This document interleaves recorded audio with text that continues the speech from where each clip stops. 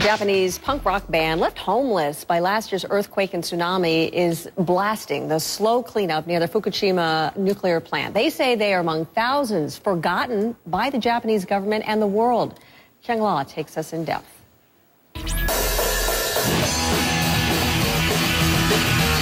Loud, raucous, and in your face. Then you get to the chorus of the song sung to a Ramones tune and you get profane. TEPCO, the Tokyo Electric Power Company, the owner of the crippled Fukushima nuclear plant. This punk band, The Scrap, says TEPCO destroyed their lives. Lead singer Nobutaka Takahashi wrote the lyrics for his hometown Namie. Just miles from the plant, Takahashi City died the day the reactors blew, becoming a nuclear wasteland. Takahashi lost his home, his possessions, and his job. He's living with his girlfriend now, his family hundreds of miles away with extended relatives. Can you tell me some of the lyrics of your song? My family far apart looks up at the same sky, shattered by earthquake and betrayal. There is no such thing as the truth. Why did you write that? I can't go home, he says. I want to tell people the pain, sadness, and isolation I feel because I can't go home.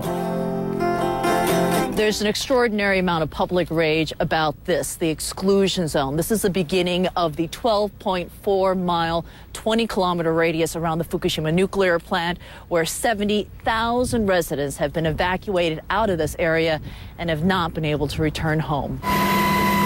A year after the disaster, many of those evacuees like Takahashi are jobless and living with friends. They feel the world has already forgotten. These musicians, all impacted by the disaster, decided Japan's over-polite society needed a reminder about the evacuees' plight. No translation needed. What is the meaning of this song for you? It's a harsh title, says drummer Koichi Sato, but people in the area are still going through a harsh time and still facing it now as evacuees.